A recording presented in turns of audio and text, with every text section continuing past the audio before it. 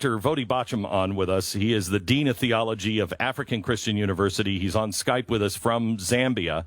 And I want to talk to you about a couple of things. We have about 15 minutes here left. So can you please explain the difference between social justice that a Christian would understand and the social justice that is now being preached from many of our pulpits that is an anti-Christian message?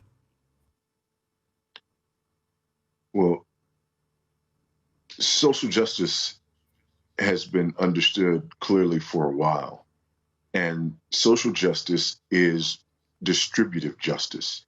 Social justice is about redistributing resources and opportunities. Social justice is not the same as the biblical idea and the biblical concept of justice. You also need to understand that social justice is built on the back of critical theory, which is all about the idea of, hegemony and power structures. And hegemony may sound like a big academic word. It just means that there's a power structure that exists because of the individuals who set the rules of the game. And they did it in order to... Critical theory is Marxist. I just want to throw that in, correct? That's a Karl Marx theory. Absolutely. Yes, okay. Yes, most assuredly. All right, go ahead. Yeah. And so the idea is that the power structure comes from the elites who establish things. They set the rules of the game, and they set the rules of the game in order to benefit themselves and their posterity. And everybody else is oppressed because they're not part of the hegemony. This, by the way, is why women, although they're a majority, are considered an oppressed minority, because the hegemony is white, male, Christian, heterosexual, cisgendered, on and on and on and on and on. Okay. And so social justice is about really transferring power from those in the hegemony to those in oppressed groups. The individual doesn't matter. And again, this is why this bothers me so much, because as a Christian and as a minister of the gospel, I preach Christ and him crucified. I preach the work that he has done and that we need to receive personally. If we get into this critical theory business where everything becomes structural, all of a sudden, this gospel has to either be transformed into something that the Bible doesn't recognize, or it has to be checked out. And so this social justice movement, Black Lives Matter, for example, anyone who reads what they believe will see that they are anti-Christian. They are fundamentally anti-Christian. And so this whole idea of the social, and I get a lot of flack for it because, either you have conscious bias or unconscious bias, or you have internalized bias if you don't, buy this hegemony, right? So it's interesting how critical theory sort of hedges itself in and protects itself on all sides. Oh, right. It's the same as witch hunts. It's the same as witch hunts. Yeah. I mean, that's exactly what a witch would say. Well, I mean, how do you defend yourself? So let me ask. I have two more questions for you. First of all, the people that I know, the white people the Americans that I know. First of all, this is happening all over the world. This is not an American problem. It's not a white person problem. The Chinese have concentration camps for people who are different than them. This is the oldest story, and it is the internal struggle of each individual as well as a society. But the white people that I know, this is not 1956. It's not 1968. It's not 1988. We're fine. We want people to be equal. This system is corrupted. Our founding system is so corrupted that it is causing all kinds of problems. We've never really, lived up to the Declaration of Independence, but we all want to, or most of us want to. But we feel like we're just absolutely under attack, and this kind of message is going to make race relations much worse. how do we help? What do we do without playing into the evil of Marxism? Yeah, and I'm going to tell you, this is one of the things that really bothers me about this. I on social media since the 22nd of May, but these messages have been out there for years. I've been talking about this for years, and have really been frustrated with this and with the way that the attacks come.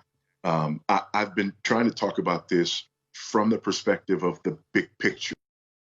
Fortunately, when you talk about it from the big picture, people tend to think, oh, you just don't have empathy.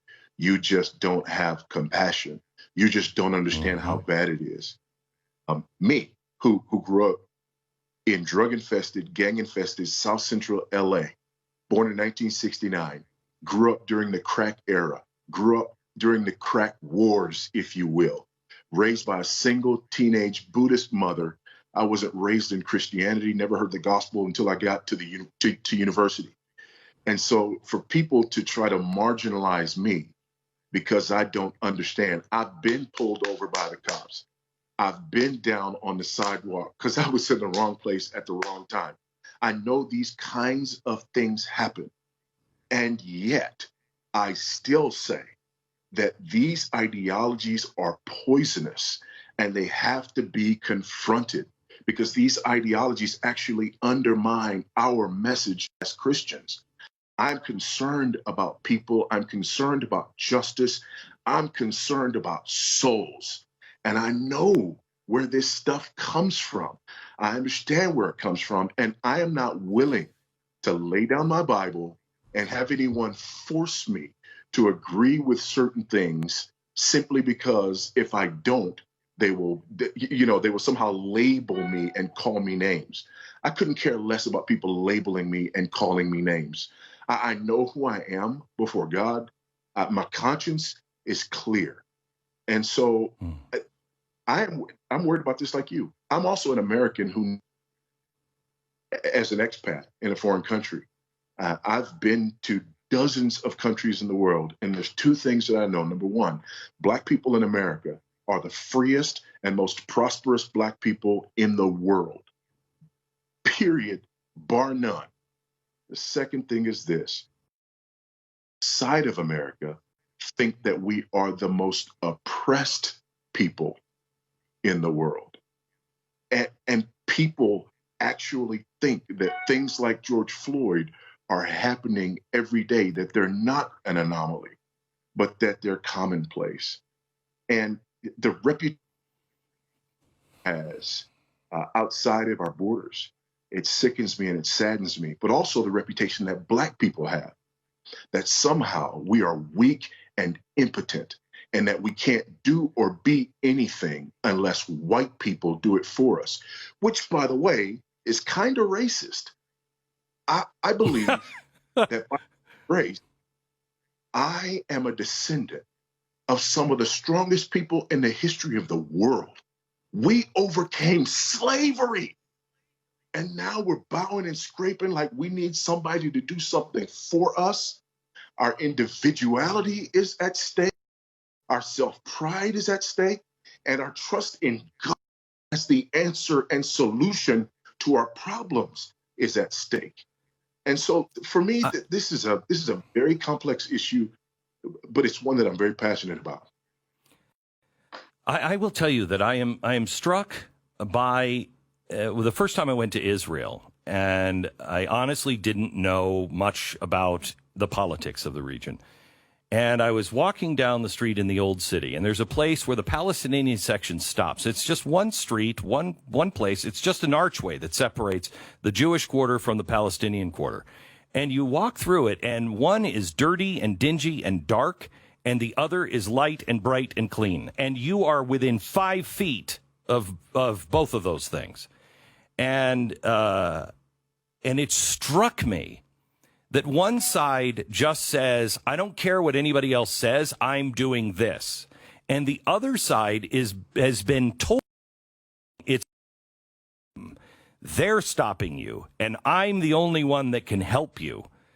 And it stifles growth. I think the black community has been lied to by the progressive movement really almost since Booker T. Washington died. I mean, they were lied to before that, but when Booker T. died, there was a shift from we can do this. We don't need anybody. We can do this. And it's been this constant battle of no. You're being oppressed even now. You don't even know it. And you'll never get out unless these people. My dad used to say to me, life isn't a series of things that happen to you, Glenn.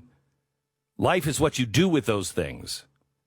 And that's the most depressing thing about the message that's coming out of Black Lives Matter is you're oppressed. You'll never be able to do anything about it unless these people are gone. Well, there's no empowerment in that.